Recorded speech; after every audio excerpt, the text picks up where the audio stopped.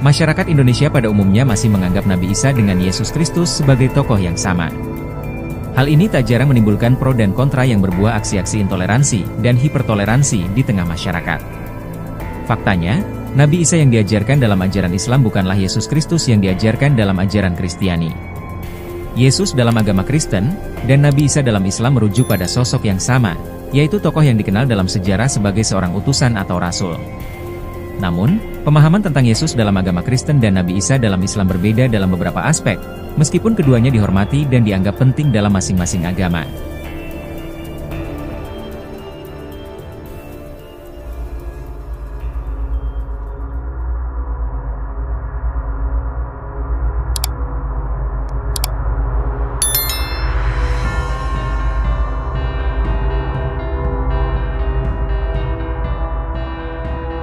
Berikut adalah perbandingan antara Yesus dalam agama Kristen dan Nabi Isa dalam Islam. 1. Nama dan gelar.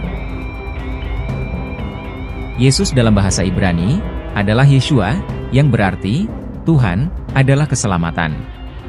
Ia juga dikenal dengan gelar-gelar seperti Anak Allah, Mesias, dan Juru Selamat. Dalam Injil, Yesus menyebut dirinya sebagai anak manusia, dan dalam bahasa Aram, disebut sebagai Barnasya, yang merujuk pada misinya sebagai manusia yang datang untuk menyelamatkan seluruh umat manusia. Kemudian Nabi Isa dalam bahasa Arab, adalah nama yang digunakan untuk merujuk pada Yesus.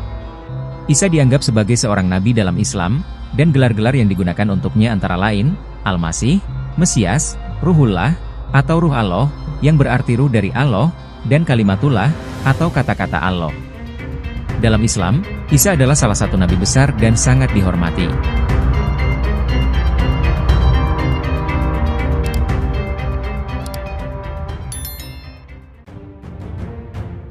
Dua. Tentang kelahirannya.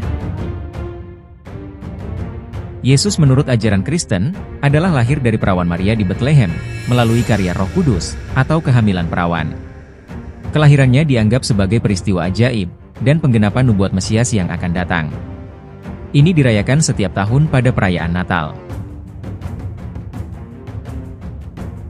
Kemudian Nabi Isa dalam Islam, Nabi Isa juga lahir dari perawan Maryam, atau Maria melalui kehendak Allah, tanpa ayah biologis.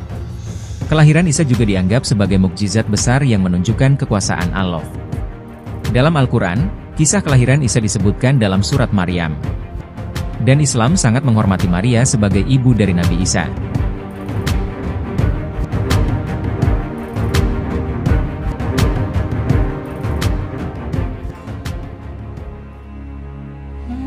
Tiga. Peran dan misinya. Yesus dalam ajaran Kristen, dianggap sebagai anak Allah, dan Mesias yang datang ke dunia untuk menyelamatkan umat manusia dari dosa melalui pengorbanannya di kayu salib. Yesus mengajarkan tentang kasih, pengampunan, dan kerajaan Allah. Ia juga melakukan mukjizat, seperti menyembuhkan orang sakit, mengusir roh jahat, dan membangkitkan orang yang sudah mati.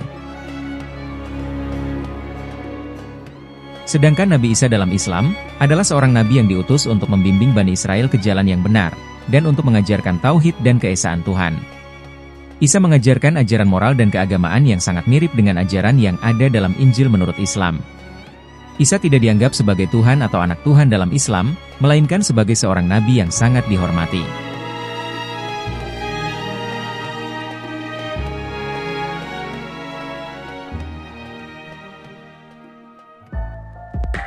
Empat. Mujizat. Yesus dalam ajaran Kristen, adalah melakukan berbagai mukjizat yang dianggap sebagai tanda kekuasaannya sebagai juru selamat. Beberapa mukjizat yang paling terkenal termasuk menyembuhkan orang sakit, memberi makan ribuan orang dengan 5 roti dan 2 ikan, dan mengubah air menjadi anggur, serta membangkitkan orang mati seperti Lazarus. Sedangkan Nabi Isa dalam Islam juga dianggap melakukan mukjizat yang diberikan oleh Allah.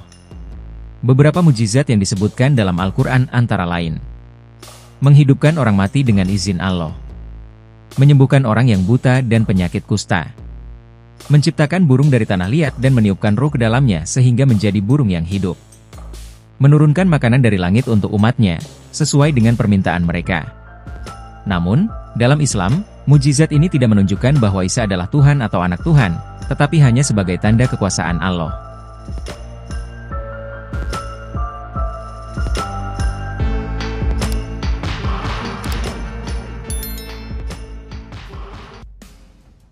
Lima. Penyaliban dan kematian. Yesus dalam ajaran Kristen dan penyaliban Yesus di kayu salib adalah inti dari keselamatan umat manusia. Yesus disalibkan oleh otoritas Romawi atas tuduhan mengklaim dirinya sebagai raja, yang dianggap sebagai ancaman bagi pemerintah kerajaan Romawi, dan pemimpin agama Yahudi saat itu. Menurut keyakinan Kristen, Yesus mati disalib untuk menebus dosa umat manusia. Kematian dan kebangkitannya pada hari ketiga dianggap sebagai bagian dari rencana keselamatan Allah bagi dunia. Lalu Paskah merayakan kebangkitan Yesus sebagai bukti kemenangannya atas dosa dan maut. Kemudian Nabi Isa dalam Islam, ada pandangan yang berbeda mengenai penyaliban. Al-Quran menyatakan bahwa Isa tidak disalibkan, melainkan diserupakan dengan seseorang yang disalibkan, dan Isa diangkat ke langit oleh Allah. Menurut keyakinan Islam, Allah menyelamatkan Nabi Isa dari kematian disalib, dan Isa tidak mengalami penderitaan tersebut. Beberapa tafsir berpendapat bahwa yang disalibkan adalah orang yang mirip dengan Isa, atau mungkin salah satu dari pengikutnya. Isa akan kembali ke bumi pada akhir zaman, yaitu peristiwa kedatangan kembali Isa, untuk menegakkan keadilan dan mengalahkan Dajjal, atau Antikristus.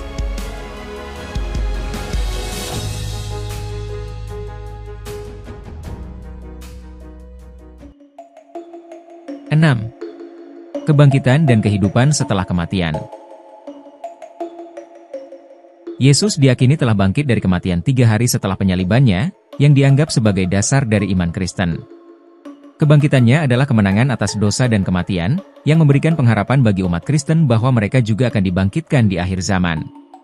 Kebangkitan Yesus menjadi inti dari perayaan Paskah dalam agama Kristen. Kemudian Nabi Isa dalam Islam, adalah Nabi Isa yang tidak mati disalib, melainkan diangkat oleh Allah ke langit. Setelah diangkat, Isa hidup di hadirat Allah, dan akan kembali ke dunia menjelang kiamat untuk menegakkan keadilan, memerangi Dajjal, dan memimpin umat manusia untuk hidup menurut ajaran Allah.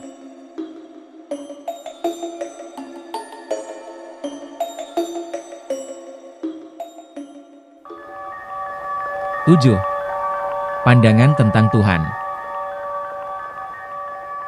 Yesus dalam agama Kristen, diyakini sebagai anak Allah dan bagian dari Trinitas, yaitu Bapa, Anak, dan Roh Kudus, yang berarti bahwa Yesus adalah Tuhan yang menjelma menjadi manusia untuk menyelamatkan umat manusia dari dosa. Ini adalah ajaran utama dalam Kristen yang membedakan keyakinan Kristen dari agama-agama lain. Sedangkan Nabi Isa dalam Islam, yaitu dianggap sebagai seorang nabi dan rasul, bukan Tuhan atau anak Tuhan. Islam mengajarkan bahwa hanya Allah, yaitu Tuhan yang Maha Esa yang patut disembah, dan tidak ada yang setara dengannya. Isa adalah utusan Allah, dan pengikutnya dihimbau untuk menyembah Allah semata, tanpa menyekutukannya dengan siapapun.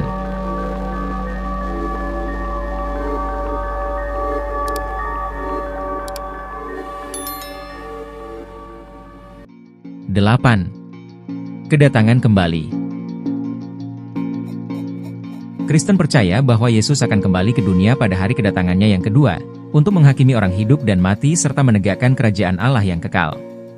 Pada kedatangannya ini, Yesus akan membawa kedamaian dan keadilan. Sedangkan Nabi Isa dalam Islam juga mengajarkan bahwa Nabi Isa akan kembali ke dunia pada akhir zaman. Isa akan kembali untuk mengalahkan Dajjal, dan memperbaiki kesalahan-kesalahan umat manusia, dan menegakkan keadilan. Setelah kedatangannya, Isa akan hidup di dunia untuk beberapa waktu sebelum meninggal secara alami.